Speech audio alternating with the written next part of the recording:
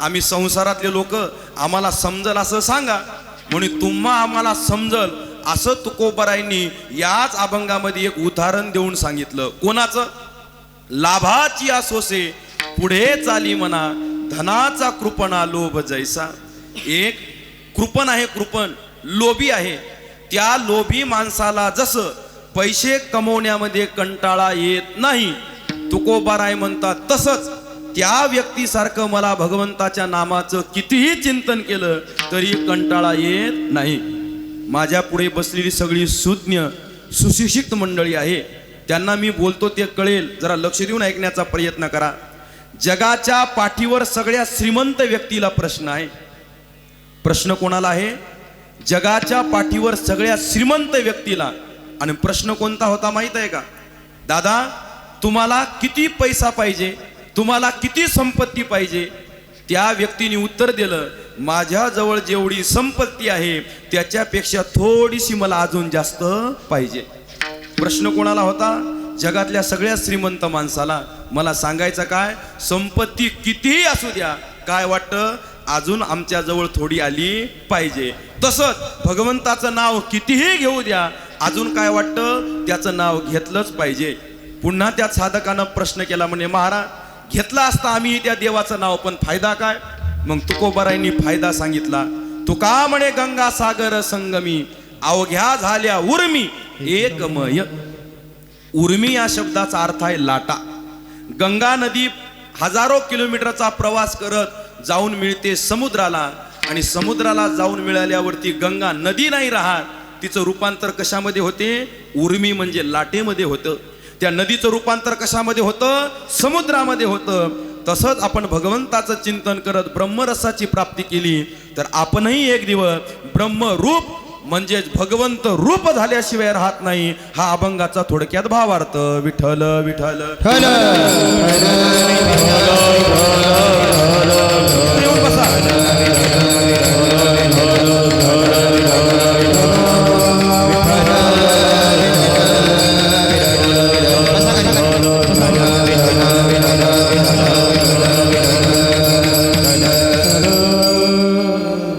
ऐका, अभंगाचा थोडक्यात भावार्थ मी तुमच्या पुढे मांडण्याचा प्रयत्न केला.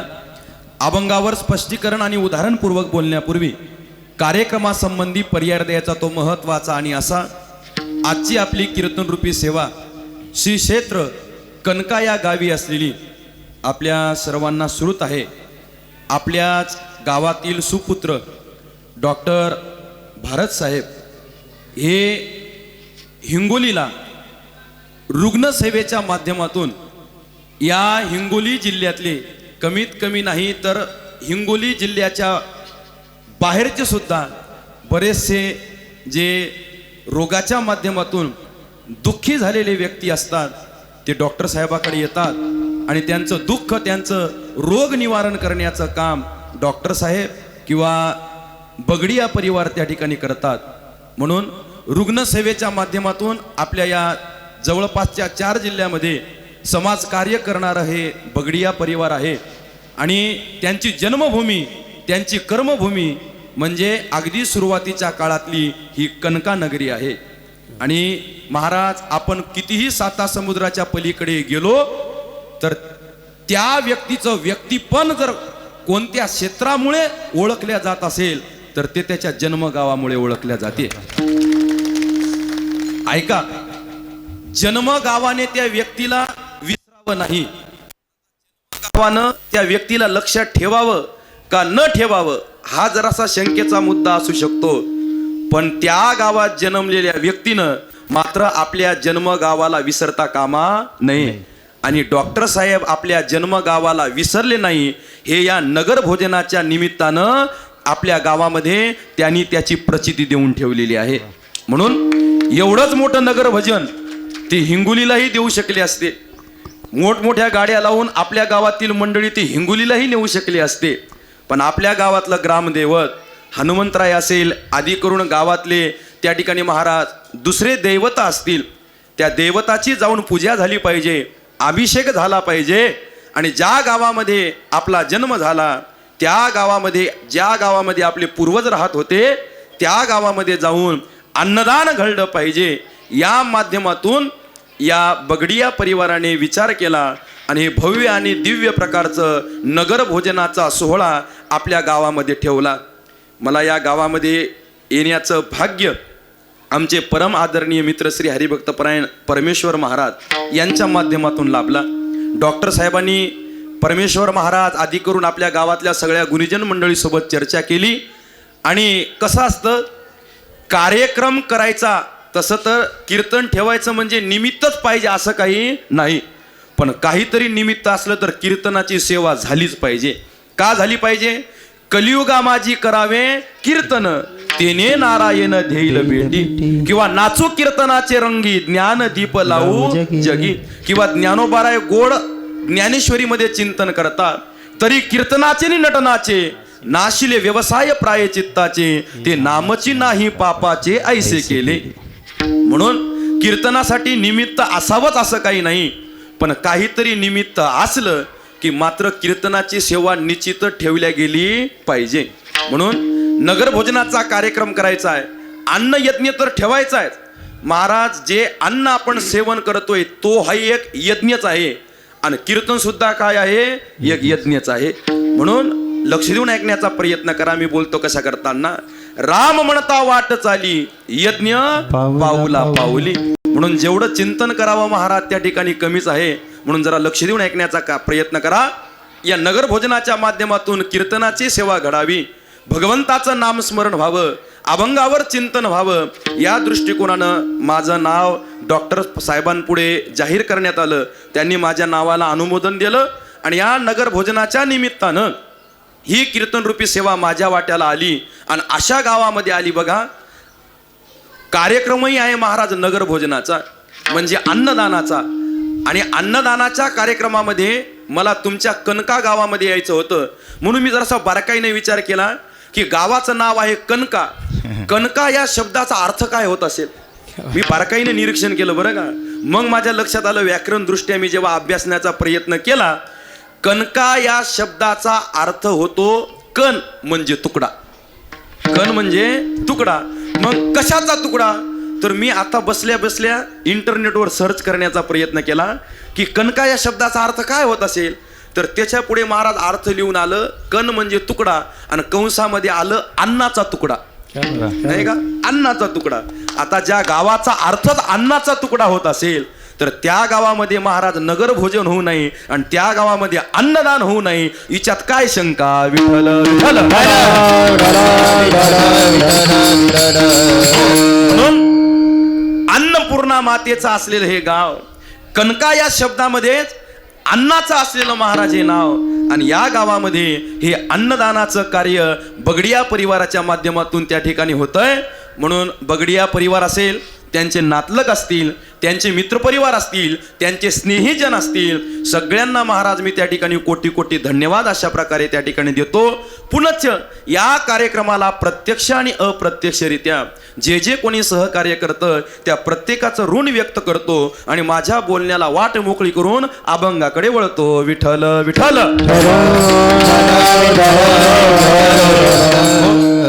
बघा, कीर्तनाच्या सेवेसाठी आपण जगद्गुरु तुकोबारायांचा अभंग निवडलाय. विषयी विसर पडिला निशेष, अंगी ब्रह्मरस ठसावला. पुढच्या 1 तासामध्ये आपल्याला या अभंगावर चिंतन करण्याचा प्रयत्न करायचा आहे. मी आताच प्रस्तावना देत असताना, भावार्थ सांगत असताना बोललो की हा अभंग जगद्गुरु तुकोबारायांच्या अनुभव प्रकरणातील आहे. आणि आत्माराम महाराज जीवनामध्ये जगत असताना अनुभव फार महत्वाचा आहे. आणि म्हणून की काय, पदोपदी साधू संत आपल्या वाङ्मयाच्या माध्यमातून तुमची आमची प्रगती व्हावी. तो या जगा देत, तो या जगा देत, तो या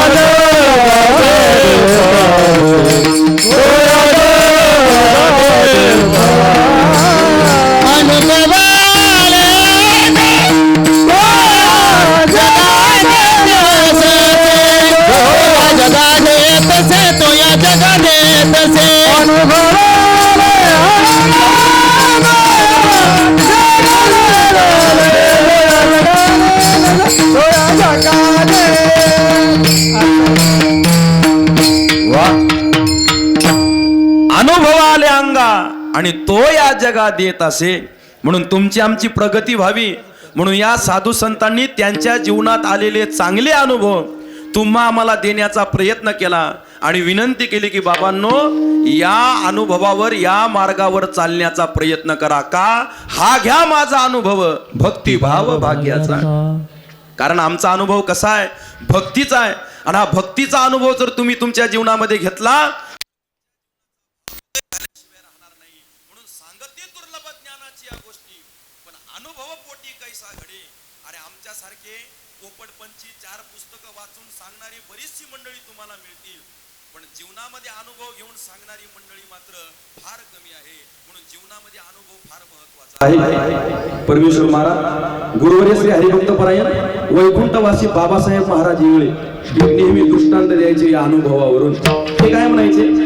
एक 5-25 गावा मिळून एक व्हेटरनरी म्हणजे ढोर डॉक्टर होते. ढोर डॉक्टर जिथून त्यांना फोन आला ना तिथं त्यांना जाण्याचं काम पडत होतं. गाडीची किक मारायची, ती सोबत बॅग घ्यायची आणि त्या गावामध्ये जायचं.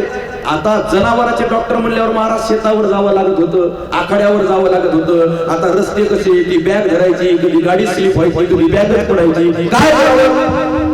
म्हणून त्या कृषीतला एक महाराज, एक मुलगा त्यांनी सोबत तो कंपाऊंडर म्हणून, हेल्पर म्हणून तो बॅग सांभाळण्यासाठी डॉक्टर साहेबांनी ठेवलं. त्याचं एकच काम बॅग सांभाळायचं. डॉक्टर साहेबांना ज्या सूचना दिल्या त्या सूचनेचं पालन करायचं. एक दिवस महाराज डॉक्टर साहेबांना फोन आला आणि डॉक्टर साहेब त्या शेतकऱ्याच्या आखाड्यावर गेले. पाहतात तर काय पेशंट होती महाराज एक म्हैस. काय झालं गंमत? म्हैस चरता चरता एका कवठाच्या झाडाखाली गेली. त्या कवठाचं फळ खाली पडलेलं होतं. ते फळ खाण्यासाठी ते म्हशीला फुटण्याच्या अगोदर तिच्या गळ्यात आणि महाराज गळा होता म्हणून गळ्यामध्ये ते फळ अटकलं आणि तसेच महाराज गाठ त्या म्हशीच्या गळ्यावर दिसू लागली. पण डॉक्टर साहेब शिकलेले, डॉक्टर साहेब अनुभवी. डॉक्टर साहेबांनी असा वरून हात लावला. डॉक्टर साहेबांच्या लक्षात आलं की या म्हशीनं काहीतरी खाल्लं असावं. बाळू काय? आपल्या पेटीमध्ये एक हातोडा आहे, तो हातोडा दे बरं. छोटा हातोडा होता महाराज. डॉक्टर साहेबांनी तो हातोडा घेतला आणि म्हशीच्या गळ्यामध्ये जिथं कवट अटकलं होतं ना त्या फळावर असे हळूहळू वरून 2-3 प्रहार केले. त्या प्रहाराने ते कवट फुटलं, त्याचे तुकडे छोटे छोटे झाले आणि ते फळ म्हशीच्या पोटामध्ये निघून गेलं आणि गाठ नाहीशी झाली. त्या पोरानं हे पाहिलं, म्हणे अशा हातोडे तर आपण मारू शकतो. मग डॉक्टर साहेबासोबत राहिल्यापेक्षा आपण आपली पेटी केलेली बरी. आणि असे डॉक्टर साहेबासोबत बरेच पोरं राहून आपल्या पेट्या केल्यात बरं त्यांनी. विचारा डॉक्टर साहेबांना. म्हणून मी बोलतो कशा करताना जरा लक्ष देऊन ऐका. तिनं केली महाराज पेटी आणि गेलं गावाकडं, लावला घराला बोर. डॉक्टर बाळू कंसात लिहायचं ना जनावराचा का माणसाचा? काहीच लिहिलं नाही. पावसाळ्याचे दिवस, रात्रीचे 12 वाजले, धो पाऊस पडू लागला आणि महाराज एका माणसाची मथारी बिमार पडली. शरीरातलं काय ते कॅल्शियम व्हिटॅमिन कमी झालं म्हणून तिला गलगंड नावाचा रोग झाला. तिच्या गळ्यावर झाल्या गाठी. काय करावा? 12 वाजले, गावात गाडी नाही. शेजाऱ्याला उठवलं. अरे म्हणे तुला माहित नाही आपल्या गावातला पोरगा डॉक्टर झालाय, आणा त्याला बोलून. आणलं महाराज त्याला बोलून. त्यानं पाहिलं मथारीच्या गळ्याला झाली गाठ. म्हणे मजा मथारे काय कवटाच्या झाडाखाली गेलती की काय? याला काय वाटलं त्या म्हशीनं कवड गिळलं म्हणून त्या म्हशीच्या गळ्याला जशी गाठ झाली, निश्चित मथारीच्या गळ्याला गाठ झाली. म्हणून हिनं काय गिळलं असं? कवटच गिळलं असं. कवटाच्या झाडाखाली गेलती. 1 मिनिटात इलाज होईल. पेटी उघडली, पेटीनं हातोडा काढला महाराज ती गाठ फोडायसाठी. पण त्या मथारीचं नशीब चांगलं, ते खरे व्हेटरनरी डॉक्टर तिथं आले. म्हणे बाळू काय करतोय? म्हणे डॉक्टर साहेब काहीच नाही, मथारीनं कवड गिळलंय तेच फोडतोय.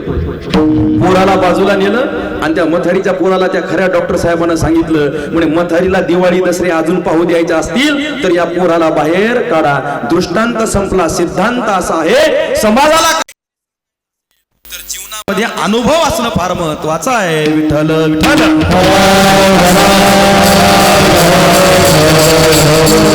लक्ष देऊन ऐकण्याचा प्रयत्न करा. अनुभव पाहिजे. पण ऐकणारे लोक म्हणतील आता माझ्या समोर बसलेले महाराज जीवनात अनुभव पाहिजे असं तुम्ही म्हणता. आमच्या जीवनात काय अनुभव नाही की काय? पदापदावर. आणि एरी आपल्या मराठी भाषेमध्ये एक म्हण आहे. काय? माणसाला एकदा ठेच लागली ना की माणसं पाहून चालतात. पण शोकांतिका सांगू का तुम्हाला? आपल्या दोन्ही पायाचे 10 बोट फुटून गेले. गावातल्या रस्त्यावरचा एक दगड आपण साबूत ठेवला नाही. पण तरी त्या ठेचातून, तरी आपण त्या अनुभवातून काही शिकलो नाही. का बरं शिकलो नाही? याचं कारण आहे. साधू संतांनी परमार्थातला सांगितलेला अनुभव वेगळा आणि तुमचा आमचा संसारातला स्वार्थी अनुभव वेगळा. अनुभवाचे प्रकार दोन. एक लौकिक अनुभव आणि दुसरा अलौकिक अनुभव. लौकिक अनुभव तुमचा, माझा, जनावराचा, पक्ष्याचा, देवाचा, संतांचा, सगळ्यांचा सारखा. उदाहरणार्थ, मी जर हा गुळ खाल्ला, मला या गुळाची चव लागणार गोड, आणि हाच गुळ जर समजा जगद्गुरु तुकोबारायांनी खाल्ला तर तुकोबारायांना सुद्धा या गुळाची चव कशी लागेल? गोडच लागेल. म्हणजे लौकिक अनुभव सगळ्यांचे सारखे, सगळ्यांचे सारखे. पण लौकिक अनुभवातलं एक दुःख सांगू का तुम्हाला? लौकिक अनुभव कसा आहे माहित आहे का? लौकिक अनुभवामध्ये माणसाला जर सुख झालं ना तर माणसं गदगद हसतात, आणि त्याच माणसाला दुःख झालं की तो माणूस ढसा ढसा रडल्याशिवाय राहत नाही. हा लौकिक अनुभव. पण संतांचा महाराज अनुभव लौकिक नाही, संतांचा अनुभव महाराज अलौकिक आहे. अलौकिक. भाग गेला शीन गेला, अवघा झाला आनंद. तुकोबारायांनी असं लिहिलं का 50% झाला आनंद 50% झालं दुःख? नाही. तुकोबारायांनी असं लिहिलं का दिवसा झाला आनंद रात्री झालं दुःख? नाही. अवघे त्रैलोकी आनंदाची. आता कोणत्याही लोकांमध्ये आम्हाला जाऊ द्या, आम्हाला काय आहे? आनंद आहे. आनंद. एका वाक्यात सांगू का? इंद्राला स्वर्गात त्याच्या आसनावर लागलेली झोप आणि उंदराला त्याच्या बिळात लागलेली झोप, त्या दोघांचाही अनुभव झोपेचा सारखा सारखा. ऐका ऐका, उंदीर कधीही मनामध्ये विचार करत नाही त्या इंद्राचा की मला स्वर्गातली गादी का नाही मिळाली. त्याला बिळातच आनंद. कधी महाराज दुःख करत नाही. आणि कधी त्या इंद्राला सुख वाटत नाही की मला त्या ठिकाणी स्वर्गाची गादी मिळाली आणि मला बिळात जाण्याची गरज नाही पडली.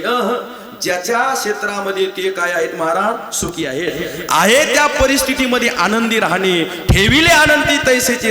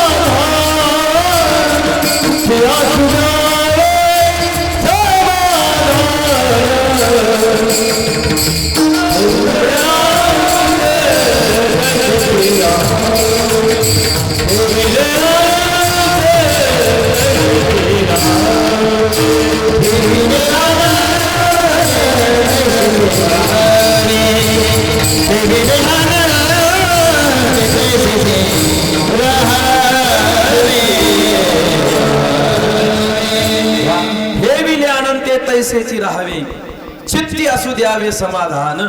आहे त्या परिस्थितीमध्ये समाधान मानणं. म्हणून जरा लक्ष देऊन ऐकण्याचा प्रयत्न करा.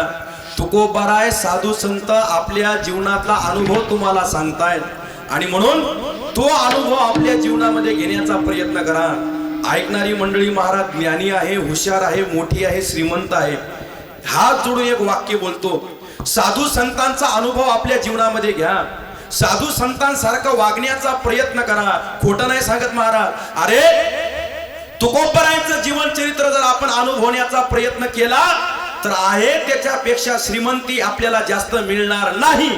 पण तुकोबारायांसारखं जर आपण वागलो तर आहे त्या श्रीमंतीमध्ये मात्र समाधान मिळाल्याशिवाय राहणार नाही. ही ताकद महाराज संतांच्या चरित्राची आहे. म्हणून जीवनामध्ये घ्यायचा तर महाराज अनुभव घ्यायचा संतांचा. म्हणून असा लौकिक नाही तर अलौकिक अनुभव आपल्याला घ्यायचा आणि तोच अनुभव जगद्गुरु तुकोबाराय अभंगाच्या पहिल्या चरणात.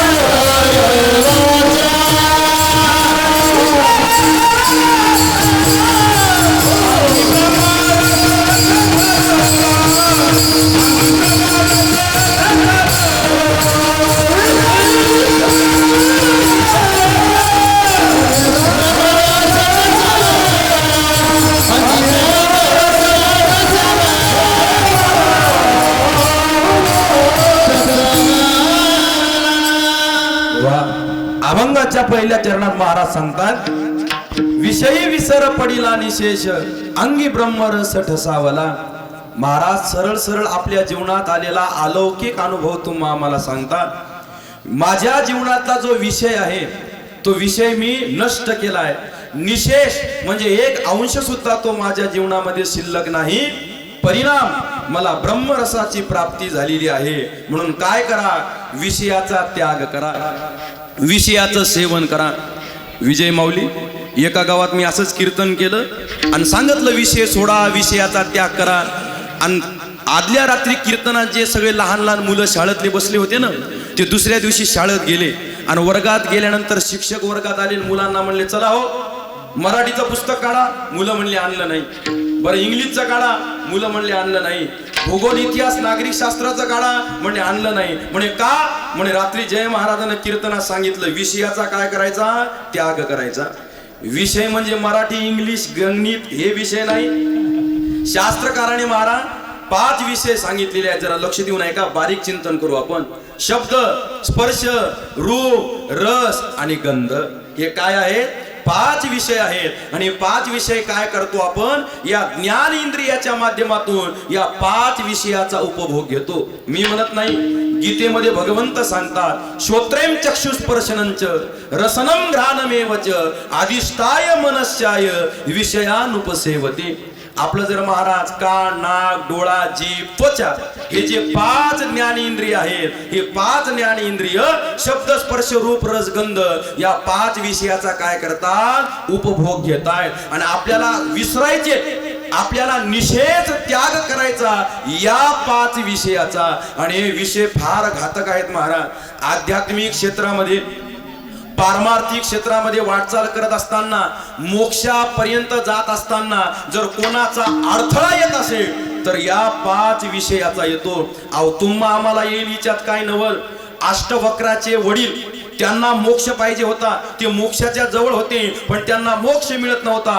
तेव्हा ते अष्टवक्र आपल्या पित्यांना म्हणतात, तात तुम्ही मोक्षाच्या फार जवळ आहात हो, पण तुम्हाला मोक्ष मिळत नाही. का? कारण तुम्ही विषयाचा उपभोग सोडला नाही, तुम्ही विषयाचं चिंतन सोडलं नाही. ते म्हणते बाबा मला कळते, एक मराठीमध्ये मन आहे आपल्या, कळते पण वळत नाही. अहो मला ते कळतंय पण या विषयाचा त्याग कसा करावा हेच मला कळत नाही. म्हणून अष्टवक्र्यांनी महाराज आपल्या बाबांना सूचना दिली, बाबा तुम्ही काय करा, या विषयाचा त्याग करा. काय समजून? विष समजून. आत्माराम महाराज त्या अष्टवक्र्यांनी या विषयाला काय समजलं? विष समजलं. विष. तुम्ही काय करा? विष समजून या काय करा? या विषयाचा त्याग करा. पण मी एक पाऊल टाकून तुम्हाला पुढचं बोलतो, एकदाच विष बरं पण हे विषय बरे नाहीत. का बरे नाहीत मला सांगा. आपण विषाचा डब्बा जर समोर ठेवला आणि त्या डब्याकडे पाहून असं म्हणलं विष विष विष विष, तर माणूस मरेल का? नाही मरणार. पण महाराज या विषयाचं नुसतं चिंतन जरी केलं, या विषयाचं नुसतं स्मरण जरी केलं तर माणूस अधोगतीला गेल्याशिवाय राहत नाही. मी म्हणत नाही ज्ञानोबरायांची एक गोड ओवी आहे ज्ञानेश्वरीमध्ये. तैशी या विषयाची शंका मनी वसती देखा धातू करी आशेखा विवेक जाता. महाराज या विषयाचं चिंतन जरी मनामध्ये केलं ना तर विवेकाची राख रांगोळी झाल्याशिवाय राहत नाही. बरं सांगू तुम्हाला अजून एक मुद्दा. विष जर आपण पिलं, पॉयझन जर आपण पिलं तर माणूस एकदाच मरतो. पण या विषयाचं चिंतन जर केलं तर माणूस जन्मजन्मी मेल्याशिवाय राहत नाही. मी तुम्हाला परमार्थातलं जे उदाहरण देतो. जड भरत राजा हरणागरबी गेला घाला तो घातला वासने. कोणत्या जन्मातली महाराज वासना, कोणत्या जन्मातले विषय आणि कोणत्या जन्मामध्ये हरणाच्या गर्भी जावं लागलं. म्हणून हे विषय महाराज काय आहेत, फार फार त्या ठिकाणी घातक आहेत, फार घातक आहेत. एक वारकरी आळंदी पंढरपूरच्या वारीमध्ये मला भेटले. आमच्याच भागातली होती, वाशिम जिल्ह्यातली. ओळख झाली, सोबत महाराज पंक्तीमध्ये जेवण केलं आणि वारीवरून वापस आल्यावर तेच वारकरी आम्हाला वाशिमच्या बाजारामध्ये भेटले. पण महाराज त्यांची माझी नजर झाली की त्यांनी महाराज रस्ता बदलला आणि एका गल्लीमध्ये शिरले. का? कारण की ते माझी माळकरी झाली, माझी माळकरी. आता सगळ्या क्षेत्रात माझी आहेत, मग आमच्या वारकऱ्यात का नको नाही का? महाराज मी त्यांच्या मागे गेलो. ओ माऊली इकडे या. तुम्ही तेच ना वारीच्या वाटाने भेटलेले? म्हणे हो तेच. पण का हो, तेव्हा तुमचा गणवेश वारकरी होता, कपाळाला गंध होता, गळ्यामध्ये तुळशीची माळ होती. आता गणवेश जाऊ द्या, कपाळाचं गंध जाऊ द्या, पण तुळशीची माळ, तुम्ही माझी माळकरी का झाली? म्हणे जय महाराज सांगू तुम्हाला, मी वारीहून गावाकडे आलो आणि जरासं गावाकडे निवडणुकीचं वातावरण होतं. ऐका, निवडणूक खराब नाही बरं, आपल्याला निवडणुकीला बिलकुल नाव ठेवायचं नाही. आता रणधुमाळी पेटली आहे महाराज त्याची. निवडणूक म्हणजे आपल्या भारतीय संविधानातला, आपल्या भारतीय लोकशाहीचा एक उत्सव आहे. पण त्या उत्सवाला महाराज तुम्ही आम्ही खराब केलंय. आपण मतदार राजा आहो महाराज, मतदार राजा. पण मतदार राजानी राजासारखंच व्हावं. उगत 400-500 रुपयासाठी आपलं मतदान विकून कोणाच्या गुलामगिरीमध्ये पडू नाही, कोणाच्या गुलामगिरीमध्ये पडू नाही. म्हणून जरा लक्ष देऊ नये का मी बोलतो कशा करताना. लोकशाहीचा उत्सव आहे महाराज निवडणूक, पण त्याला तुम्ही आम्ही खराब केलंय. एक 70-75 वर्षाचं म्हातार मतदान करायला गेलं आणि त्या ईव्हीएम मशीनच्या पुढे उभं राहिलं. 10 मिनिटं झाले, 15 मिनिटं झाले, कोणतं बटनच दाबत नव्हतं. त्या निवडणूक अधिकाऱ्याला वाटलं बाबा म्हातारे आहेत, त्यांना कळत नसत. ओ बाबा, बटन कसं दाबायचं सांगू का? ए तू चुप रे, बटन कसं दाबायचं ते मला कळते, पण रात्री पाजली कोण हेच आठवत नाही. आता बटन दाबू कोणाचं? याला नेऊन दाबा एकदा कुठेतरी. अरे आता तुमच्यासारख्या म्हाताऱ्यानं असं केल्यावर आमच्यासारख्या तरुणानं काय करावं? म्हणून जरा लक्ष देऊन ऐका मी बोलतो कशा करताना. ऐका माझा मुद्दा कुठं आहे. मग महाराज ते निवडणुकीचं वातावरण होतं आणि माझ्या मित्रानं मग मला धाब्यावर नेलं आणि त्याचा आग्रह असतो खाय पी. मग मित्रांना आग्रह केला म्हणून मला जे नाही ते खायचं काम पडलं, जे नाही ते पियायचं काम पडलं, म्हणून मी माझी माळकरी झालो. आता ऐका माझा मुद्दा कुठं आहे. एका माळकऱ्याला दारुड्याची संगत झाली म्हणून माझी माळकरी होऊन दारुड्या झाला. त्याच पद्धतीनं एका माळकऱ्याला दारुड्याची संगत झाली तर मग तो दारुड्या माळकरी का नाही?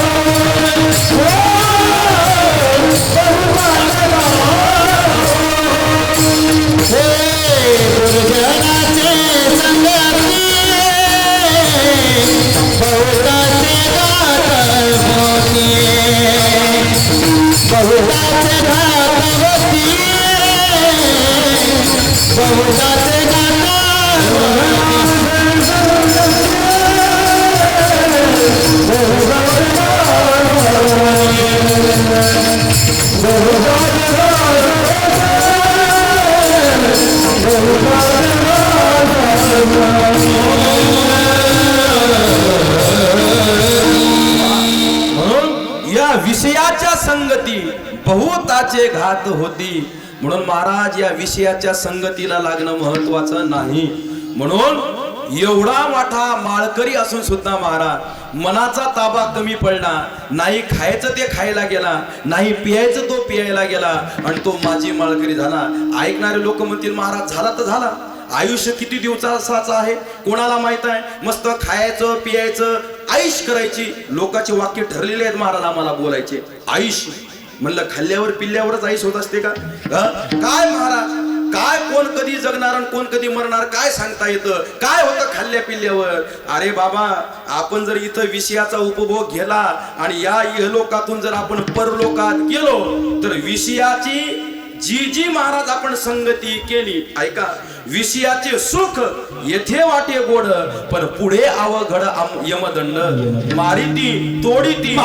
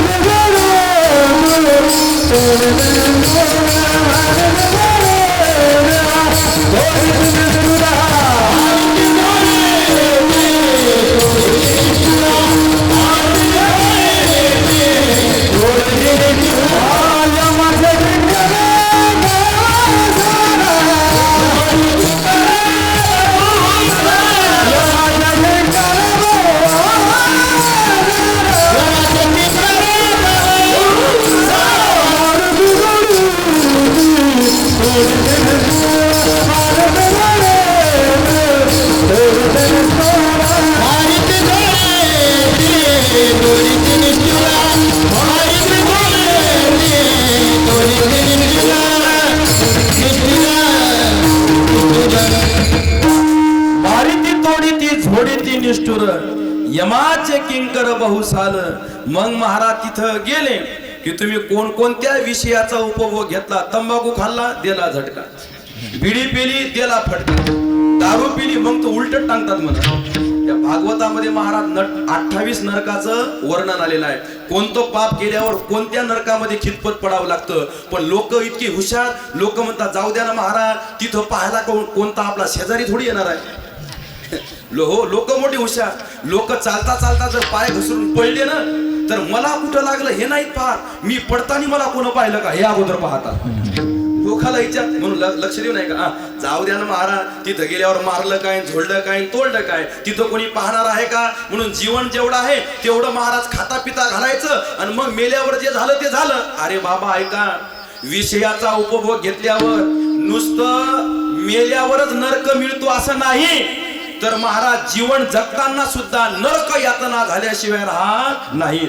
उदाहरण देतो, तुम्हीच गणित करा. ऐका, एका गावात एक मथारीचं जोडपं होतं. त्यांचा व्यवसाय होता महाराज काय, 1 रुपया घ्यायचा, हिंगोलीला जायचं, भाजीपाला आणायचा आणि गावात आणून विकायचा. 1 रुपयाचा भाजीपाला गावात आणून विकला की त्याच्यावर 1 रुपया नफा मिळायचा. 1 रुपया 1 रुपया 2 रुपये, 1 रुपया जायचा घर खर्चामध्ये आणि 1 रुपया पुन्हा महाराज दुसऱ्या दिवशी भाजीपाला आणायला ठेवायचा. असं उभं आयुष्य त्या मथारीचं 1 रुपयावर गेलं. पण एक दिवस हे जोडपं गेलं हिंगोलीला आणि एका चौकामध्ये महाराज रोडच्या कठाला ते बिकानेरचं स्वीट मार्ट त्या मथाऱ्याला दिसलं आणि ते आचारी बाहेर महाराज जिलेबी तळू लागला. जिलेबी, त्या मथाऱ्याचं लक्ष गेलं तिकडं. त्यानं हळूच चिमटा घेतला मथारीला. काय झालं ते म्हणे, बघ ना त्या बिकानेरच्या स्वीट मार्ट वर तो आचारी किती छान जिलेबी तळतोय पिवळ्या रंगाची, गरम गरम, नाही का? चल ना आपण जाऊन खाऊ. नाही, या 1 रुपयावर आपला उभं आयुष्य चाललंय. हा जर आपण 1 रुपया खर्चला की तुम्ही उपाशी आणि मीही उपाशी. अगं वेडे, 1 रुपया नाही, 4 आण्याचे खाऊन नाही म्हणजे नाही. आता कोणत्या मथारी पुढं चालतं म्हणून त्या मथाऱ्याचं चालणार होतं? चालतच नाही. आले महाराज 1 रुपयाचा भाजीपाला घेऊन विकला गावात. 1 रुपयावर 1 रुपया नफा मिळाला. 1 रुपया घर खर्चामध्ये गेला आणि 1 रुपया जवळ उरला. आता नशीब त्या मथाऱ्याचं चांगलं. दुसऱ्या दिवशी हिंगोलीला जायचं पण मथारीचं अंग जरा कणकण करू लागलं. तिला आली ताप. मथारीनं पिशवीतला 1 रुपया काढला आणि मथाऱ्याच्या हातात ठेवला. म्हणे जा आणि सरळ बाजारातच जा आणि 1 रुपयाचा भाजीपाला आणा. याच्या मनात लड्डू फुटणं चालू झाले महाराज. ती 1 रुपया घेतला आणि गेला का बाजारात, बिकानेर स्वीट मार्ट. 1 रुपयातल्या 25 पैशाच्यातली जिलेबी खाल्ली आणि उरलेल्या 12 आण्याचा महाराज भाजीपाला आणला. 1 रुपयाचा भाजीपाला आणला की 1 रुपया नफा मिळायचा आज बाराण्याचा भाजीपाला आणला म्हणून बारानेच नफा मिळाला. बाराने 1.5 रुपया, 1 रुपया गेला घर खर्चामध्ये, जवळ उरले 50 पैसे. म्हणून दुसऱ्या दिवशी 50 पैशाचा भाजीपाला आणला म्हणून 50 पैसेच नफा मिळाला. 50 पैसे 50 रुपये, 1 रुपया. महाराज 1 रुपया गेला घर खर्चामध्ये, जवळ उरला 0. मथाराही उपाशी आणि मथाराही उपाशी. तुम्ही आता सुद्धा जिवंत असताना वर्तमान काळामध्ये जर व्यावहारिक दृष्टिकोनाने विचार न करता या विषयाचा उपभोग घेण्यामध्ये खर्च केला, एक दिवस तुम्हालाही उपाशी मरावं लागल. विठ्ठल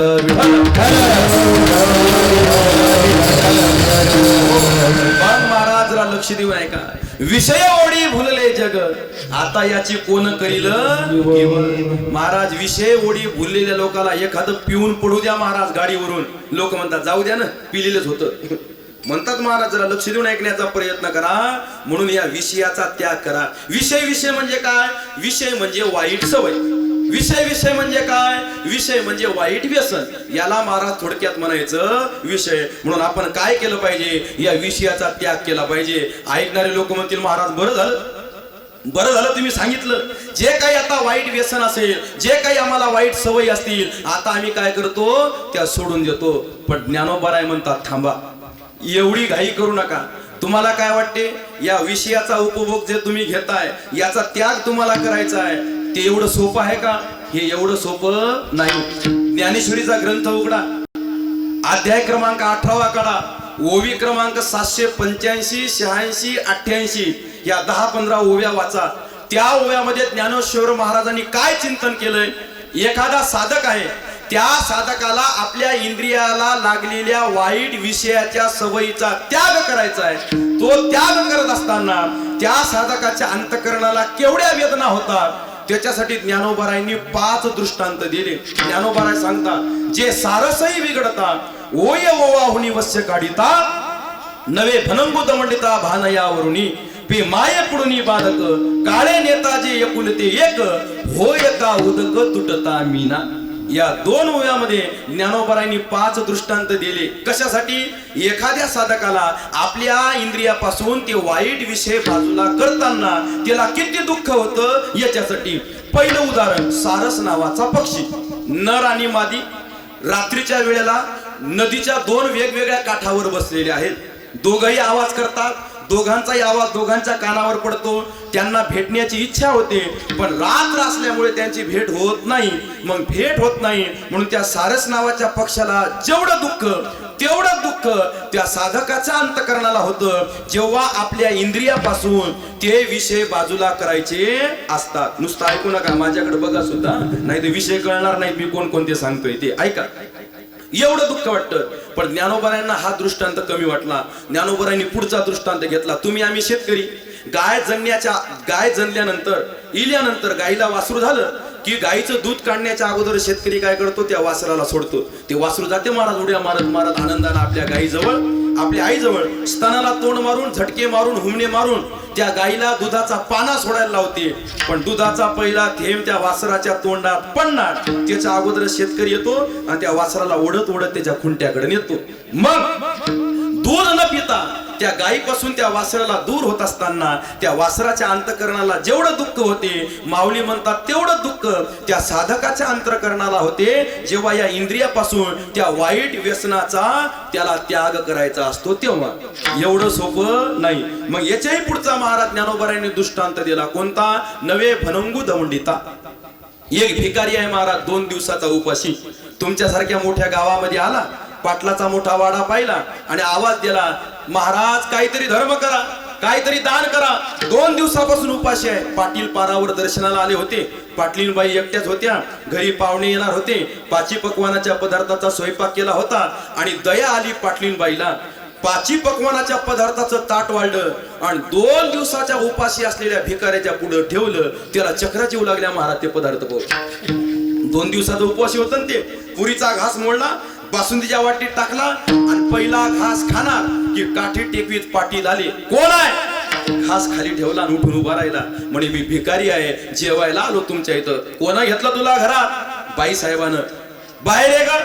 कळते काही? अक्कल काही? घरात माणूस नसताना परक्या माणसाला घरात घेते, काही बरं वाईट केलं म्हणजे चल चालता हो. 2 दिवसाच्या उपाशी असणाऱ्या भिकाऱ्याला भरल्या ताटावरून दूर जात असताना त्याच्या अंतकरणाला केवढं दुःख, माऊली म्हणतात तेवढं दुःख त्या साधकाच्या अंतकरणाला होते जेव्हा या इंद्रियापासून ते विषय बाजूला काढायचे असतात तेव्हा. एवढं सोपं नाही. पण ज्ञानोबारांना हा सुद्धा दृष्टांत कमी वाटला म्हणून एक पुढचा दृष्टांत दिला. माता माऊल्या जरा लक्ष देऊन ऐका, मी बोलतो ते चित्र डोळ्यासमोर आणा. लग्न होऊन 12 वर्ष झाले पण लेकरू नव्हतं. दवाखाने केले, नवसासायाचे केले, पण 12 वर्षानं श्रीमंताचं घरानं महाराज ती महिला गर्भवती राहिली. 9 महिने 9 दिवस जी काही महाराज कालावधी असते ती प्रसूत झाली. गोड छान कुरळ्या केसाच्या गोऱ्या पान बाळाला, मुलाला त्या बाईनं जन्म दिला. आनंद झाला महाराज. दवाखान्यातून घरी आली. 4 दिवस झाले आणि 4थ्या दिवसाची रात्र होती महाराज. रात्रीचे 12 वाजले. मी बोलतो ते दृश्य नजरेसमोर आणा बरं का. रात्रीचे 12 वाजले. बाजावर झोपलेली आहे ती माता आणि बाजाच्या बाहेर एक बाजूला पाळणा आहे. त्या पाळण्यावर महाराज, त्या पाळण्यामध्ये ते लेकरू झोपलं होतं. रात्रीच्या 12 वाजता त्या आईला जाग आली आणि ती आई दचकून जागी झाली आणि पाळण्याजवळ गोंडस महाराज शांत ते लेकरू झोपलेलं होतं. त्या लेकराजवळ जाऊन त्या लेकराकडे पाहून ती आई स्वतःलाच बोलू लागली, अरे अरे अरे, बाळाची आई किती कठोर आहे रे, बाळाची आई किती खराब आहे. या बाळाच्या आईचं घर आता उन्हातच बांधायचं. डॉक्टर साहेबांनी सांगितलं लेकराला भूक लागते, 2-2 तासाला दूध पाजत जा. 8 वाजता पाजलं, 10 वाजता पाजायचं होतं, आता 12 वाजले. पण आई किती खराब, बाळा उठ, बाळा उठ, बाळा उठ. महाराज हात लावून हलवण्याचा प्रयत्न केला पण ते बाळ काय उठत नव्हतं. पोट त्या बाळाच्या नाकापुढे नेलं. त्या बाळाचा श्वास त्या आईला बंद दिसला. एकच किंचाळी ठोकली. वाड्यातली गल्लीतली मंडळी जमा झाली. डॉक्टर साहेबांना बोलवलं. डॉक्टर साहेबांनी त्या लेकराला चेक केलं आणि 12 वर्षानंतर नवसासायासानं झालेलं लेकरू डॉक्टर साहेबांनी 4 दिवसानंतरच मृत घोषित केलं. रात्रीच्या 12 वाजता महाराज काय ती माता टाहो फोडून रडू लागली. गावातली मंडळी जमा झाली, महिला मंडळी जमा झाल्या, पाहुण्यांना निरोप गेला. दुपारची 12 वाजता अंत्यविधीची वेळ ठरली. महाराज एक एक आठवण काढून ती माता माऊली महाराज त्या लेकराच्या मुखाकडे पाहून रडू लागली. दुपारच्या 12 वाजता गावातले प्रतिष्ठित पाटील त्या मातेजवळ आले. ताई, पाहुणे खोळंबले. अंतविधीची वेळ झाली, बाळाचा मृतदेह द्या असं म्हणल्यावर महाराज त्या मातेनं त्या पाटलाचे पायच पकडले. पाटील, जीवात जीव असेपर्यंत तुमच्या घरचे खरकटे भांडे घासेल, जीवात जीव असेपर्यंत तुम्ही सांगाल ते पडलेलं काम करेल. पण पाटील हात जोडून एक विनंती करते, या लेकराचा चेहरा मला एकदा डोळे भरून पाहू द्या. डोळे भरून हा चेहरा माझ्या अंतकरणामध्ये साठू द्या. आता इथून पुढं अंतकरणामध्ये साठवलेल्या त्या चेहऱ्यावरच मला माझं आयुष्य जगायचंय. पाटील, तुमच्या पाया पडते हो, माझ्या लेकराला माझ्यापासून दूर नेऊ नका, माझ्या लेकराला माझ्यापासून दूर नेऊ नका. 1 तास वाट पाहिली पण शेवटी काय झालं माहित आहे, 2 बायानं त्या ताईचे हात पकडले आणि त्या पाटलानं आईच्या मांडीवरून त्या लेकराचा मृतदेह जबरदस्ती उचलला. ऐका, त्या आईजवळून त्या लेकराचा मृतदेह दूर नेत असताना त्या आईच्या अंतकरणाला ज्या वेदना होतात ना महाराज, त्याच वेदना त्या साधकाच्या अंतकरणाला या इंद्रियापासून ते विषय दूर करताना होतात. एवढं सोपं नाही. पण ज्ञानोबारांना महाराज हा सुद्धा दृष्टांत कमी वाटला. ज्ञानोबारांनी शेवटचा दृष्टांत दिला एका मासोळीचा. जीवना वेगळी मासोळी, त्या पाण्याच्या बाहेर मासोळी काढावी. किती दिवसानं मरते, दिवसानं किती घंट्यानं मरते, अहो सेकंदात महाराज तडफडून मरते. तसंच महाराज तडफडून मेल्याची जी काही दुःख यातना असते, ज्या वेदना असतात त्या वेदना होतात महाराज. हे व्यसन काय एवढे सोपे वाटतात काय तुम्हाला? त्या पियाच्या टाइमवर त्या माणसाला पियाला भेटू नाही ते पिशासारखंच करतं. अहो दारू सोडा, एखादी आमची मथारी जिला घड्याळ करत नाही आणि ती घड्याळेकडेही पाहत नाही आणि ती सुनबाईला म्हणते, सुनबाई 5 वाजले वाटते. कसं काय? चहाची तलब झाली ना, चहाची. महाराज चहाची तलब शरीराला सांगते चहाची वेळ झाली म्हणून. मग चहाची तलब एवढी महाराज खतरनाक असते, मग त्या मोठ्या मोठ्या तलबी माणसाला सहजासहजी सुटतील का? बरं एक गंमत सांगू आत्माराम महाराज, या विषयाचा त्याग करणं जेवढा अवघड आहे ना, या व्यसनाचा त्याग करणं एवढा अवघड आहे ना, पण या व्यसनाची सवय लावणं फार सोपं आहे हो. आमचे महाराज जे उदाहरण देतात, जैसे खालरा धावे पाणी, टेकड्यावरचं पाणी खाली आणण्यासाठी कितीची मोटर लावावी लागेल? लावायचीच गरज नाही ना. तसंच आहे महाराज, वेद न करी प्रेरणा विषयावरी सहज भावना. कोणत्या तरी वेदामध्ये असा एखादा श्लोक आलाय का की तंबाखूला चुना कसा लावायचा? कोणत्या तरी कीर्तनात एखादं प्रमाण आलं काय की दारूचं झाकण कसं फोडायचं? कसंच कुठंच नाही महाराज. पण न सांगता न शिकवता लोकांना ह्या सवयी लागल्याशिवाय राहत नाही. पण तुम्ही म्हणसाल महाराज अर्धा घंटा सांगितलं विषय सोडा आणि नेमकीच आमची तयारी झाली विषयाचा त्याग करण्याची, तर तुम्ही बॉम्ब फोडला की विषयाचा त्याग करणं अवघड आहे. मग आम्ही करू काय? विषयाचा त्यागच करा. पण तुम्ही तर म्हणता विषयाचा त्याग करणं फार अवघड आहे. मग या विषयाचा त्याग करायचा असेल तर आम्हाला काय करावं लागेल? काय करावं लागेल? एकच करा. तुम्हाला जर विषयाचा त्याग करायचा आहे ना तर तुम्ही विषयाचा स्वीकार करा. लोक म्हणतील हो जय महाराज तुमच्या डोक्यावर काय परिणाम पडला काय? 1 घंट्यापासून आम्हाला सांगताय विषयाचा त्याग करा, विषयाचा त्याग करा, आणि आता म्हणताय विषयाचा उपभोग करा. ऐका, वाईट विषयाचा त्याग जर तुम्हाला करायचा असेल तर त्याच्यासाठी चांगल्या विषयाला अंगीकारावं लागेल. एक हिंदीमध्ये म्हण आहे महाराज, लोहे को लोहा काटता आहे. तसंच विषय तो त्यांचा झाला नारायण, न आवडे जनधन माता पिता. बस आपला विषयच महाराज नारायण करायचा, आपला विषयच महाराज देव करायचा. आपोआप त्याला बाकीच्या वाईट विषयाचा विसर पडल्याशिवाय राहणार नाही. आणि आहेच महाराज व्यवहारिक दृष्टिकोन आहे. चांगली वस्तू तुम्हाला जर मिळाली तर त्याच्यापेक्षा हलकी वस्तू तुम्हाला घेऊ वाटत नाही. पंगत बसली परमेश्वर महाराज पंगत, आणि पंगत बसली की पात्र वाढले, पात्र वाढले की माणसाचं काम चालू, इकून फोल्ड मार तिकून फोल्ड मार चालू होते ना आपलं काम. महाराज ते पात्र वाढलं की मग येते मीठ. ते सांगते माणूस मीठ हवाल्याला इथं टाक, लहान लेकरू येते मीठ वाढायला, ते सांगते इथं टाक, पण ते पोरग तिथं टाकायचे तिथं टाकते. आणि मग येते महाराज डबल इंजिनची गाडी भातावाले, एक टप पण त्याला इंजिन 2 असतात. एक पात्र सोडून त्यांना वाढायचं असते. ती इतक्या घाईत असतात त्याला तुम्ही कितीही सांगा या कोपऱ्यात भात टाक, पण ते मधातच टाकल्याशिवाय राहत नाही.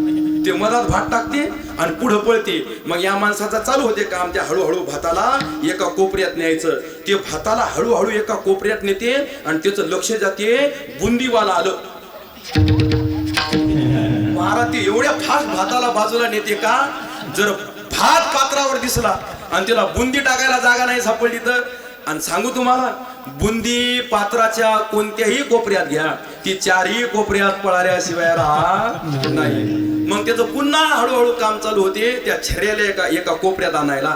पण तेवढ्यात महाराज जिलेबीवाला येते ना, जिलेबीवालं, आणि ते सगळ्या पात्रानं महाराजाची बुंदी पसरलेली असते. हे जिलेबी कुठं टाकू? ती इकडं तिकडं पाहते, म्हणते या भाताच्या पर्वतावर ठेव. मला सांगायचं काय, का रे भात वाढला बुंदी कशाला घेतली? भातानं काय पोट भरत नाही काय? ओ महाराज मिष्टान्न पाहिजे का नाही? बरं मग बुंदी एक मिष्टान्न आलं तर दुसरं जिलेबी मिष्टान्न कशाला घ्यायची? अहो बुंदीपेक्षा जिलेबी चांगली. मला सांगायचं काय, जसे जसे चांगले मोठे विषय आपल्या जीवनामध्ये येतात तसे तसे हळूहळू छोटे विषय काय होतात, कमी होतात. दारू पिणं चांगलं नाही महाराज, काय करावं सहनच होत नाही. एक काम कर, काय कर, तू सिगरेट पीत जा. आता सिगरेट पिणं का चांगलं आहे का? पण दारू सोडायसाठी सिगरेट पिणं चांगलं नाही, अहो सुटतच नाही. एक काम कर, बिडी पीत जा. बिडी पिणं चांगलं नाही, अहो सुटतच नाही. एक काम कर, तंबाखू खात जा. तंबाखू खाणं चांगलं नाही, मग सुपारी खात जा. सुपारी खाणं चांगलं नाही, मग सोप खात जा. म्हणून महाराज हळूहळू आपल्याला काय करावं लागतं, त्या ठिकाणी महाराज छोट्या चांगल्या विषयाकडे वळणं फार गरजेचं आहे. आणि चांगल्या विषयाकडे आपण वळालो की निश्चित महाराज आपल्या जीवनातले वाईट विषय दूर गेल्याशिवाय राहणार नाही. म्हणून या नारायणाच्या विषयाकडे वळा आणि या नारायणाचं एकदा भजन करा. विठोबा रखुमाई जय जय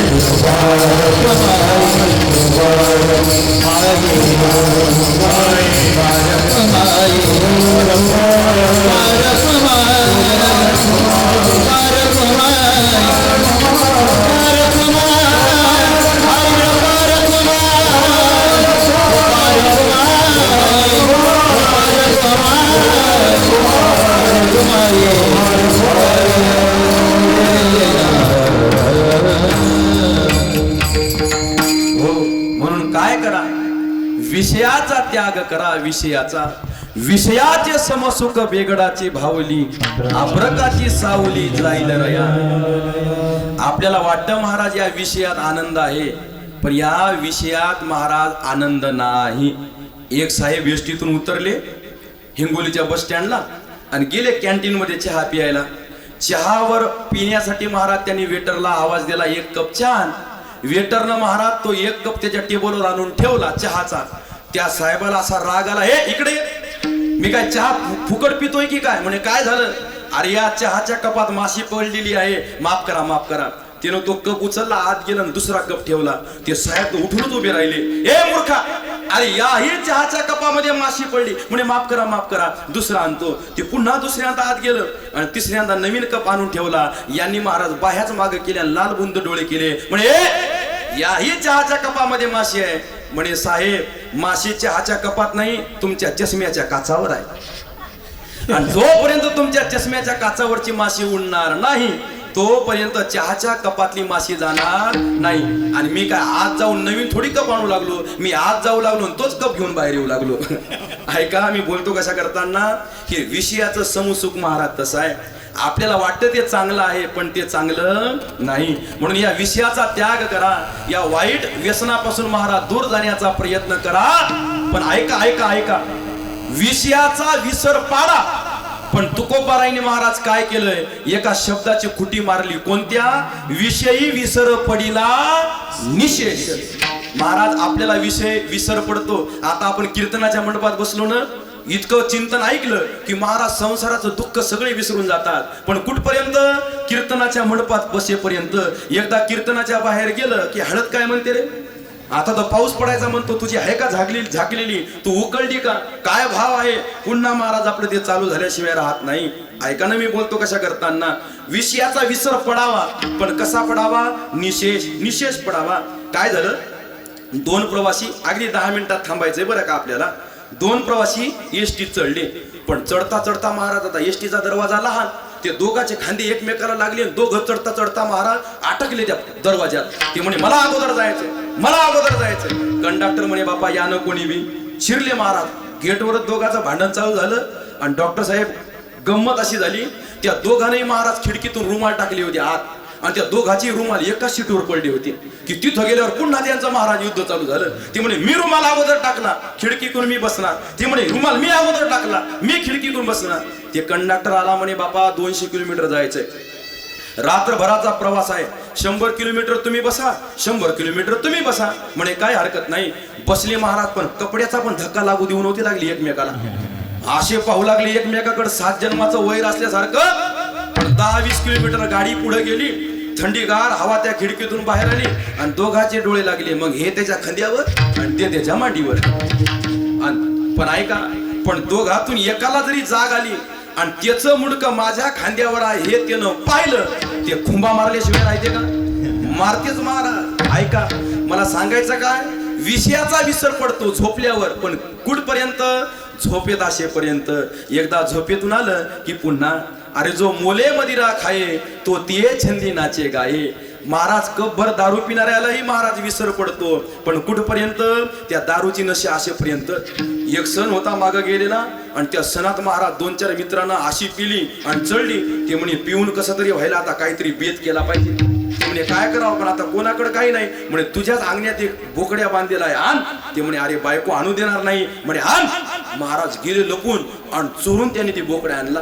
आणि रात्री महाराज शेतामध्ये काय भेद करायचा ते केला, तिथं झोपले. आणि सकाळी ते गेलं महाराज, आता दारूची नशा उतरली होती. ते गेल्यावर पाहते काय, अंगणात बोकड्या बांधलेला त्याला जिवंत तसाच दिसला. म्हणे अरे रात्री तुम्ही बोकड्या नेला होता, काय झालं? बायको महाराज बाहेर आली. म्हणे हो कुठे गेल ती रात्री, एवढा वेळ केला आणि तुम्हाला रात्री काय झालं होतं? हालत डुलत आली आणि अंगणातला कुत्राच उचलून घेऊन गेले. महाराजाला कळालंच नाही, बोकड्या उचलायचं तर कुत्राच उचलून घेऊन गेलं ते. असं म्हणून आपल्याला विसर पडतो. पण कुठपर्यंत? त्या नशेत असेपर्यंत. नशा करा महाराज, पण या प्रभू रामचंद्राच्या नावाची करा. नशा करा महाराज, पण भक्तीची करा. नशा करा महाराज, पण समाजसेवाची करा. म्हणून मी या डॉक्टर साहेबांच्या कुटुंबियाला कोटी कोटी धन्यवाद देईल. महाराज ऐका, तुम्ही ज्या क्षेत्रात आहात ना त्या क्षेत्रात तुमच्या माध्यमातून समाजाला योगदान द्या आणि समाज कार्य करा. ऐका महाराज, ऐका, परमार्थ करायचं म्हणजे कीर्तनच करणं म्हणजे परमार्थ नाही. भजन करणं म्हणजेच परमार्थ नाही. भक्ती करणं म्हणजे काय, जरा लक्ष देऊन ऐका मी बोलतो कशा करताना. भक्तीची एक व्याख्या सांगू का तुम्हाला, जरा कान उंच करून ऐकण्याचा प्रयत्न करा. माझ्यापेक्षा ज्ञानी वयानी अनुभवानी समोर बसलेली मंडळी आहे, पण निश्चित जरा ऐकण्याचा प्रयत्न करा. सेवा म्हणजे काय, भक्ती म्हणजे काय. जरूरी नहीं हर वक्त जुबा पे भगवान का नाम आए, जरूरी नहीं हर वक्त जुबा पे भगवान का नाम आए, वो लम्हा भी भक्ति का होता है जब एक इंसान दूसरे इंसान के काम आए. एवढं जरी केलं ना तर महाराज ती एक भक्तीच आहे. म्हणून आमचं हे जे काही बगडिया परिवार आहे, त्यांचे जे आप्तज आहेत, त्यांचे नातेवाईक आहेत, त्यांचे जे मित्र परिवार आहेत, महाराज यांना जितके महाराज त्या ठिकाणी कोटी कोटी धन्यवाद द्यावे. कीर्तनाची तारीख घेताना परमेश्वर महाराजच मला बोलले, पण डॉक्टर साहेबांनी त्यांच्याकडून माझा नंबर मागून घेतला. मोठं व्यक्तिमत्व आहे महाराज, ज्ञानी व्यक्तिमत्व आहे, श्रीमंत व्यक्तिमत्व आहे, पण एवढं मोठं व्यक्तिमत्व असून सुद्धा महाराज त्यांनी अजून जमिनीवरचे पाय हलवू दिले नाही. आणि हे कशावर ओळखलं, त्यांनी स्वतः मला फोन केला बरं का. आणि नुसतं कीर्तनाच्या दिवशीच आमच्याकडे या असं नाही. मी म्हटलं मला या हिंगोली मार्गच पुढे जायचं आहे चिखलीला. म्हटले मग जाताच तर तुम्ही घरी येऊन जा एकदा. म्हणून या बोलण्यातून स्वभावातून माणसाचं व्यक्तिमत्व आपल्या पुढं महाराज त्या ठिकाणी अशा प्रकारे त्या ठिकाणी कळत असतं. म्हणून एकमेका सहाय्य करू अवघे धरू सुपंत.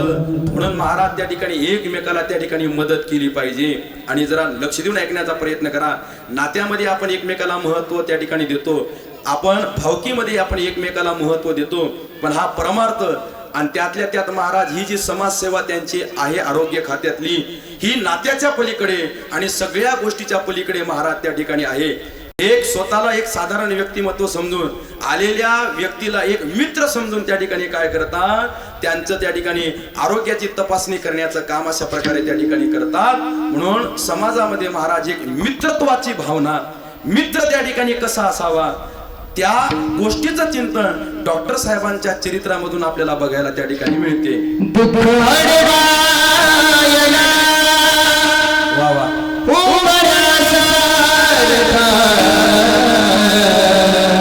क्या बात है. मित्र बघ्या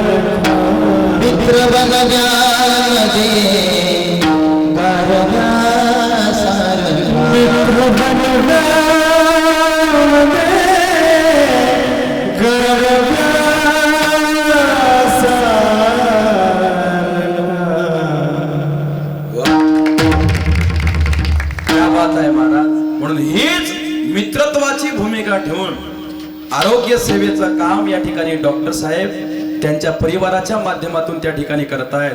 आणि असं मोठं व्यक्तिमत्व, सुशिक्षित व्यक्तिमत्व, ज्ञानी व्यक्तिमत्व जेव्हा महाराज अध्यात्मामध्ये येते त्यावेळेस अध्यात्माची आणि विज्ञानाची खरी जोड समाजापुढे माध्यमातून मांडण्याचा प्रयत्न आमच्यासारखा वक्ता त्या ठिकाणी करू शकतो. मी सुद्धा महाराज विज्ञान शाखेचाच विद्यार्थी आहे. माझं इंजिनिअरिंग झालंय इलेक्ट्रॉनिक्स अँड टेलिकम्युनिकेशन मध्ये. पण ऐका, एक घराण्यामध्ये एक परमार्थाची एक वाटचाल. आमच्याकडे गुढीपाडवा ते रामनवमी एक वैयक्तिक सप्ताह असतो महाराज. परमेश्वर महाराजांना माहित आहे, गुढीपाडवा ते रामनवमी आमच्या आजोबांनी सुरू केलेला. या वर्षी त्या सप्ताहाचं 103वे वर्ष आहे. 103वे म्हणजे मला सांगायचं काय, मी कीर्तनकार झालो याचं कारण जर काय असेल तर अंगणामध्ये असाच मंडप राहायचा, कीर्तन व्हायची, अशी मंडळी आमच्या घरी यायची आणि या मंडळीच्या संस्कारामध्ये आम्ही लहानाचे मोठे झालो. म्हणून आज समाजाला महाराज दिशा देण्यासाठी वारकरी संप्रदायाची गरज आहे आणि कोणता ना कोणता कार्यक्रमाच्या निमित्तानं कीर्तन कथेच्या माध्यमातून हे ज्ञान समाजापर्यंत पोहोचणं हे फार गरजेचं आहे. म्हणून या नगर भोजनाच्या माध्यमातून, या कीर्तनाच्या माध्यमातून समाजामध्ये एक कीर्तनाची सेवा घडावी हा अट्टाहास आपल्या माध्यमातून आपण केलेला आहे. म्हणून परमार्थ करणं म्हणजे काही वेगळं नाही. परमार्थ म्हणजे सेवा, परमार्थ म्हणजे सहकार्य. आणि एक शेवटचं वाक्य बोलू का? एकच वाक्य बोलतो, जरा लक्ष देऊन ऐका. आणि मी बोलतो ना ते कधीच खोटं होत नसते. डॉक्टर साहेब, एका महात्म्याच्या दर्शनाला गेलतो मी, परमेश्वर महाराज, आणि त्या महात्म्याच्या दर्शनाला गेलो. त्यांनी माझ्या कंठावरचा तीळ पाहिला. माझ्या बरोबर कंठावर तीळ आहे, कंठावर. आता इतक्या दुरून दिसणार नाही तुम्हाला, कीर्तन झाल्यावर पहा बरं का, पण वेगळी दक्षिणा द्या त्याची. असो, गमतीचा भाग सोडा. ते महात्मा म्हणले, बोलले, अरे वा, एक भगवान शंकर नीलकंठ आणि जय महाराज तुम्ही तिलकंठ. आणि ज्याच्या कंठावर तीळ असतो ते बोलतो ते खोटं होत नाही. आणि मी बोलतो ते खोटं होत नाही म्हणजे मी काय माझ्या मनातलं बोलत नाही, मी साधू संतांच्या वाङ्मयाचं बोलत असतो. आणि साधू संतांचं वाङ्मय कधी खोटं होत नाही. एकच वाक्य बोलतो आणि थांबतो. ऐका, महिला मंडळी, परमार्थ करायचा आहे तुम्हाला, पुरुष मंडळी तुम्हाला परमार्थ करायचा आहे ना, मग एकच करा. काय? तुम्ही तुमचा संसार इमानदारीनं करा, आपोआप परमार्थ झाल्याशिवाय राहणार नाही. काही दुसरं करण्याचं काम नाही, काही दुसरं करण्याचं काम नाही. पण महाराज, आज संसार तर इमानदारीचा राहिलाच नाही, पण शोकांतिका या गोष्टीची आहे, आज परमार्थ सुद्धा इमानदारीचा राहिला नाही. म्हणून का उन्हाळ्यात पावसाळा होतोय हे त्याचंच कारण आहे. जरा लक्ष देऊन ऐकण्याचा प्रयत्न करा. काही ऐका, तुकडोजी महाराजांचं एक पद आहे महाराज, संसार करावा नेटका, परमार्थ ये मागुता. म्हणून मी कीर्तनकार आहे, कीर्तनकारातून योगदान द्यायचं. डॉक्टर साहेब डॉक्टरकीतून योगदान देतील, कोणी वकील वकिलीतून योगदान देईल. म्हणून आपण ज्या क्षेत्रात आहोत त्या क्षेत्रात महाराज समाजाचं कार्य करण्याचं योगदान अशा प्रकारे द्यायचं. आणि हेच योगदान बगडिया परिवार त्या ठिकाणी आपल्या जिल्ह्यात देण्याचं काम करतंय. म्हणून पुनश्च एकदा डॉक्टर साहेबांचे, त्यांच्या परिवाराचे, त्यांच्या आप्तजनांचे, त्यांच्या स्नेही मित्रमंडळीचे, सर्व गावकऱ्यांचे या कार्याला प्रत्यक्ष अप्रत्यक्षरित्या बगडिया परिवाराला मदत करणाऱ्याचे प्रत्येकाचं या ठिकाणी मी ऋण व्यक्त करतो. एकल्याचा नो हे खेळ म्हणून मेळ जमविला. म्हणून महाराज या कीर्तनाला साथ करणारे तरुण तडफदार श्री हरिभक्तपरायण आमचे विजय माऊली यांचे सुद्धा महाराज कोटी कोटी धन्यवाद. आपल्या गावालाच महाराज सुशोभिवान आपल्या भागामध्ये करणारे, नावलौकिक करणारे, गावातीलच दिग्गज सगळी गायनाचार्य टाळकरी मंडळी, पंचकृषीतील काही मंडळी सोबत महाराज आमचे विनेकरी बाबा, कीर्तनाला उपस्थित गावातील ज्येष्ठ श्रेष्ठ महिला मंडळी, पुरुष मंडळी, मित्र परिवार, पंचकृषीतून आलेला परिवार, हिंगोलीतून आलेले महाराज त्या ठिकाणी सगळे आप्तज वर्ग, सगळ्यांचे महाराज त्या ठिकाणी कोटी कोटी धन्यवाद देतो. आमचे साऊंड सिस्टीम वाले दादा, त्याच प्रकारे आमचे गजर हरी कीर्तनाचा YouTube चॅनल आमचे निखिल महाराज या ठिकाणी उपस्थित आहेत. आज झालेलं कीर्तन गजर हरी कीर्तनाचा या चॅनलवर त्या ठिकाणी प्रसारित होणार आहे. म्हणून गजर हरी कीर्तनाचा या चॅनलला सबस्क्राईब करा. नवे या चॅनलवर महाराज वेगवेगळ्या महाराष्ट्रातील दिग्गज कलाकारांचे, दिग्गज कीर्तनकाराचे कीर्तन आहेत, माझे सुद्धा कीर्तन आहेत. आणि एक आगळं वेगळं म्हणजे या चॅनलवर महाराज तुम्हाला एक नवीन कथा ऐकायला मिळणार आहे. तुम्ही भागवत कथा ऐकली असेल, रामायण ऐकलं असेल, शिवपुराण ऐकलं असेल, पण मी महाराज या चॅनलवर आम्ही एक कथा केली, ती कथा शूट केली, श्री संत गजानन महाराजांची चरित्र भाव कथा. बरं का, गजानन महाराजांचं चरित्र समाजाला कळणं फार गरजेचं आहे. कोणी तो प्रयत्न केला नाही आणि गजानन महाराजांच्या कृपेनं तो प्रयत्न महाराज माझ्या जीवनामध्ये मला करण्याचा योग मिळाला. म्हणून निश्चित महाराज गजानन महाराजांचं चरित्र ऐका आणि ते गजानन महाराजांचं चरित्र गजर हरी कीर्तनाचा या युट्यूब चॅनलवर तुम्हाला ऐकायला मिळेल. जवळजवळ 7 दिवसाची कथा आहे. मला वाटते 4 दिवसाचा कथा भाग आपण युट्यूबवर टाकलाय आणि अजून 2-3 दिवसाचा कथा भाग हळूहळू त्या ठिकाणी युट्यूबवर पडणार आहे. म्हणून चॅनल सबस्क्राईब करा, त्या व्हिडिओला लाईक करण्याचा प्रयत्न करून जीवनामध्ये या मोबाईलच्या माध्यमातून इतर कोणत्या गोष्टी ऐकल्यापेक्षा साधू संतांचं चरित्र निश्चित ऐकण्याचा प्रयत्न करा. म्हणून धावती कीर्तन रूपी सेवा आपण मारुतीरायांच्या चरणी साधू संतांच्या चरणी लीन करण्याचा प्रयत्न करू. भजन करा. ज्ञानेश्वर माऊली ज्ञानराज माऊली तुलारा